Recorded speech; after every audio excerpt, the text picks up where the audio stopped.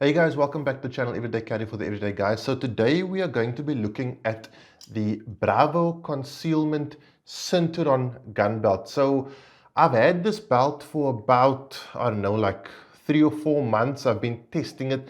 It's a very simple and ingenious design, especially this buckle mechanism. And because of the simplicity of it, I wanted to test it and ensure it works as directed, and it does.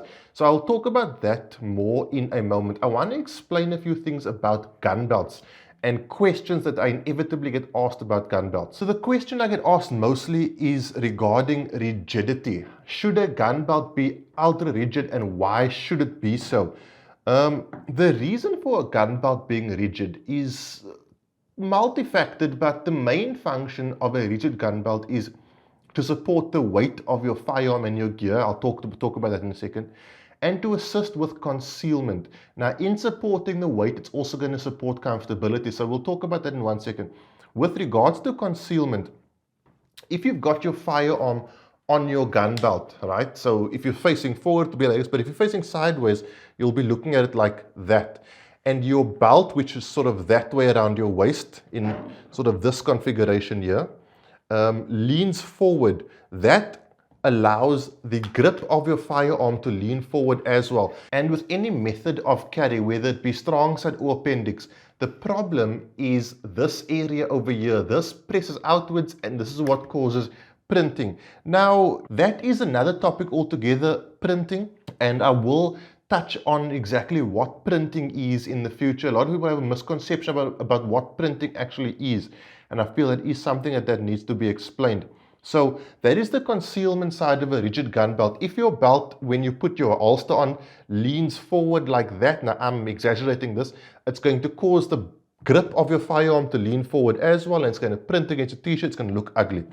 So that is the concealment side. The comfortability side, okay, if you've got your firearm on your gun belt, okay, and it does that, or it twists forward, okay, so what that means is that this area over here is supporting the weight of the firearm, and that area is your lower back. What you effectively want when you put your firearm on your belt is your belt to effectively stay in this position, maybe it's a bit lower, on your hips, so that the weight is dispersed along the circumference of the belt, and that helps with carrying your firearm comfortably, because the weight is dispersed over a larger surface area. That's where rigidity becomes very, very important. The more rigid your belt, the more easily it's going to disperse the weight across the circumference of that belt, which is going to make it way more comfortable because you have more of your body supporting the weight of your firearm, especially if you carry in the appendix position. If you do carry in the appendix position for like 6 or 7 hours and you feel aches in your lower back, it could be because your belt isn't doing its job correctly. So definitely consider that. So in this review, I'm going to outline like my 3 favorite things about why this particular belt is my EDC belt of choice. I do want to say a massive thank you to Brianna at Bravo Concealment for sending me this. Bravo are not yet in South Africa, although I am working super hard to get them here. This belt, if you buy it online, is going to cost like $50, which is around 720 bucks. But they do ship to South Africa, so that is something that can be done. Now I'm going to flip the view in a second here, but I do just want to show you this belt buckle is effectively a buckle with a slot cut out of it and a bar going through it. And that's it. Everything else is friction related. And in the beginning I thought, man, that doesn't seem overly secure. But as I began to understand the functionality of the belt, so let me explain this to you, I began to realize that it is actually really secure. So you slide the one end of the webbing through while this bar is sort of at its furthest home position. Okay, once slid through, you get to a point where it's comfortable and you pull this and lock it down. You can give your belt a tug just to make sure it's locked down, but trust me, it'll be locked down. Now here's the genius of this bar. In order to loosen this belt, you actually have to pull it tighter slightly. So if you apply pressure outwardly, it just gets tighter and tighter. What I mean by tighter and tighter, isn't it the belt gets tighter? I mean the grip on here gets tighter. Once this is cinched down, it's not coming loose no matter how much you try to pull it loose. You actually have to take the loose end, pull it slightly tighter, and then you can loosen it. So there's no way once this belt is cinched down that it's going to come loose. So you don't have to stress about that. Also, and I'll flip the view in a second, it's got some really nice features about adjustability. Let me not talk about it, let me show it to you. Give me 1 second, I'll flip the view and we'll go from there. Okay guys, so the first thing I really like about this belt is the design simplicity. You can wear this with pretty much any outfit and it would suit that outfit perfectly. It's a sleek, modern, formal looking gun belt that doesn't draw attention to itself, and I just think it's a really clean design, which is what I really like. So what I'm going to do is take you through exactly how I set this up and how I sort of suit up, if you will, every single day when I carry my gear, especially when I'm using this belt. So I will usually start off with the belt really loose, okay? This isn't going to be affected by what kind of pants you wear. I'm wearing an Urban Warrior Recon pants, but if you want to wear jeans, whatever else the case may be, you can definitely do that.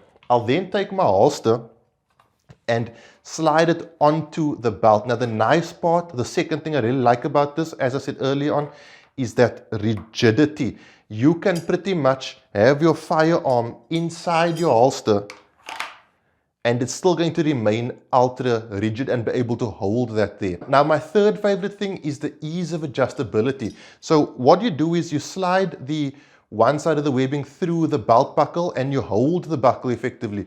You then pull it tight and adjust it to a point where you feel comfortable. Let's say that's, good for you. All you do then is you take the little bar, pull it tight, or sort of pull it to your right, and you are good to go. Now the belt does come with its own elasticized loops. If your standard pants belt loops aren't in the right place, you can flip these loops over the sort of loose part of the webbing and you'll be good to go. And that's pretty much it. You can adjust as you want, but once it's cinched down, it's not going to come loose no matter how much outward pressure you put on it. And this is what I was saying earlier on. In order to loosen the belt, you actually have to give it a tug in a manner where you would tighten the belt. So you're going to tighten it a bit. That will loosen this bar.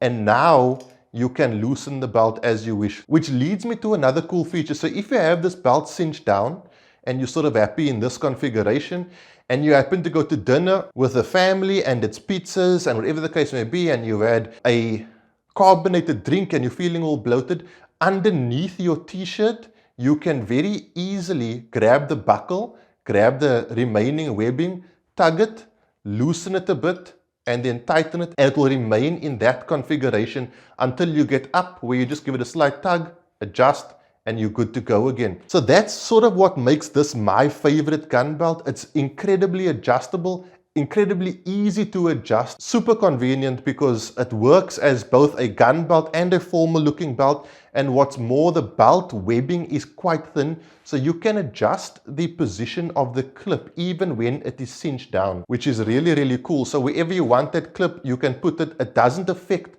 how tight your belt is. It doesn't loosen the belt at all. And another thing, so what I was talking about earlier, when your gun is on your belt should remain parallel to the ground. In other words, horizontal. Now I'm going to take a full mag. At present, my firearm is empty and safe. I'm going to take a full mag and slide it in. Okay, just to simulate the weight of a full firearm. And as you can see, it does nothing to lower the belt at all. The belt remains in its horizontal position. So all the weight of this gear is going down onto my hips uniformly. It's not pushing forward, which means pushing on my back.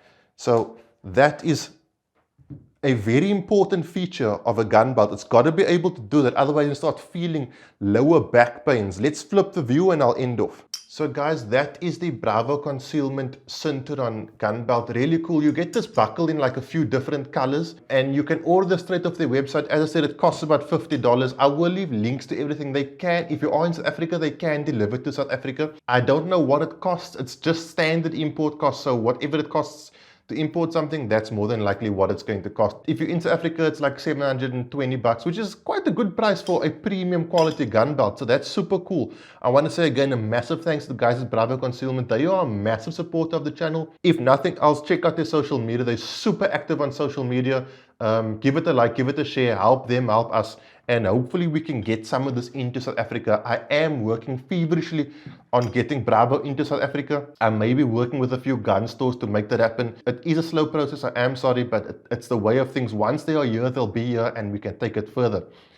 So that is that. Just very quickly, guys, OLED competition. So just to whet your appetite for the OLED competition, at minimum, I'll be giving away one of these and one of these, as well as one of these and one of these. So that competition is coming really, really soon. I'm working very closely with OLED to make that happen. It's definitely happening. The details will be out within a week or so, I think, I hope. But the competition is going to run for a month, so everybody's going to get a chance to enter. And like, I think I'm going to work it as like a first, second, and third prize. I did a Facebook poll and people really wanted that. So we're going to do that. And then maybe, depending on what you guys feel, it's going to be the kind of thing where the winner gets to pick which of the prizes they want, and the second place winner gets to pick of the two remaining prizes, and the third place gets whatever's left over. So for example, if this is third place, and this is second place, and this is first place, but the first place winner has one of these already, and they happen to want these two, then the person in second and third might get to pick between these two, that kind of deal.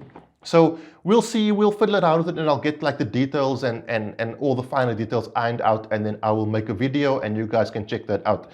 So guys, thank you so much for checking out the channel. I really appreciate it. More videos, more competitions to come, at least 2 more to come within about the next week or so. Next week is another flashlight review. Have a good week, guys. I hope you enjoyed your weekend. I'll see you guys soon for another review. Cheers. God bless.